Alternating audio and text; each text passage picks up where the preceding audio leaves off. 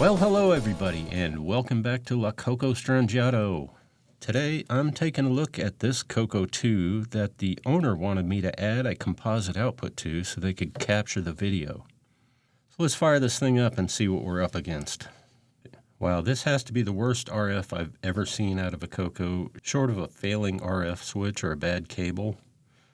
This is a direct connection with a shielded cable, so there's really no reason it should be this bad. Now let's look at a P-Mode 4 screen with a white border. And wow, look at that yellow bar. It's literally taken up almost half of the border. It's about 40% of the width. And this noise is, wow, that's just terrible. I don't get where all that noise is coming from. So my primary concern at this point is the yellow bar, because even if I install a composite mod that fixes the noise, that yellow bar will still be there. While researching this yellow bar problem, I found this write-up on ZippsterZone.com where he discusses the nature of the problem. So here you can see a normal video signal in yellow and color burst in blue. Here's a color burst signal extending past the start of the video, and this would be the actual yellow bar that we see on the screen. And here we see a nice clean pulse ending well before the video starts. This is what we're shooting for. Zippster mentions that common yellow bar solutions are either to replace the 555 timer itself or capacitor C26, which controls the 555's pulse duration. Now, I'm no electrical engineer, but it seems to me that adjusting the pulse width on a 555 timer should not involve replacing the entire chip. It literally has a pin to control that, and this capacitor is connected to that pin. So that's what I'm going to try first. I really don't understand the logic of replacing an entire 555 chip unless it's just not generating a pulse at all. So I'm going to remove this original 1000 picofarad capacitor. This CoCo2's RF shield is just held on with these clips around the outer edges, much easier than the little TIE Fighter clips.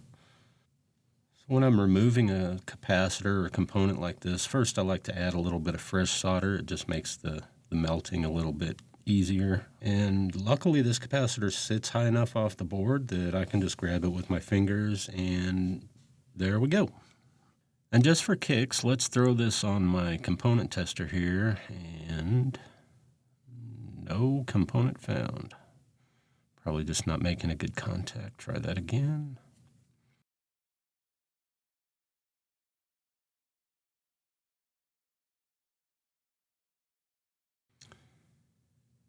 (1031 picofarad). Well within spec, but somehow still a major problem. So I have this capacitor, let's see.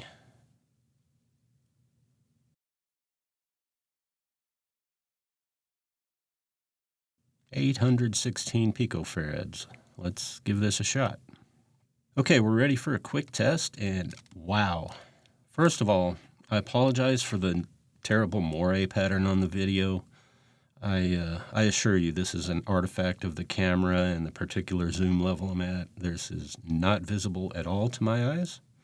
This video is almost crystal clear. I mean, it's not VGA quality, but for RF, it's pretty bloody amazing. And all that snowy noise is just gone. I'm blown away. Okay, so let's look for this yellow bar.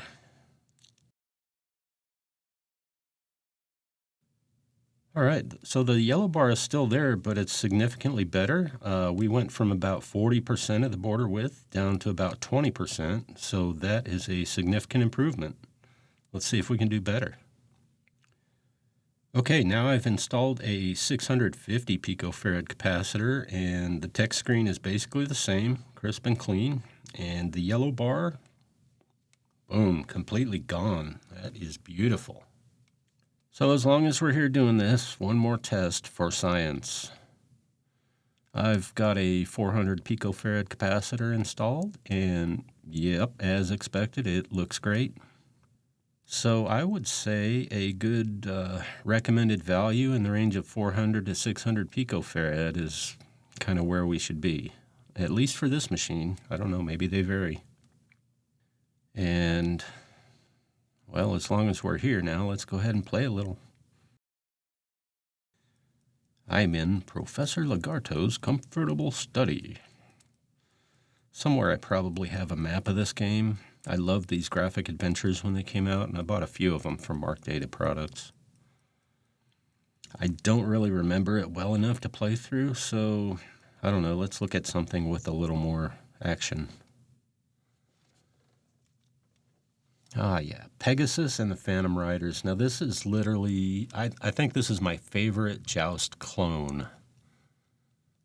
I loved Joust in the arcades, and I do like the Color Computers Joust clones, but I think Pegasus and the Phantom Riders is the best of them all, not only because it actually has pretty good gameplay, but it's like a more unique concept. It's not just the same clone of Joust. I mean, you're riding flying horses and jousting enemies as you get closer to an island, and then the island actually gets bigger in later stages. And I don't know, it's a really fun game. It's one of the very first games I bought, and I definitely played the crap out of it as a kid.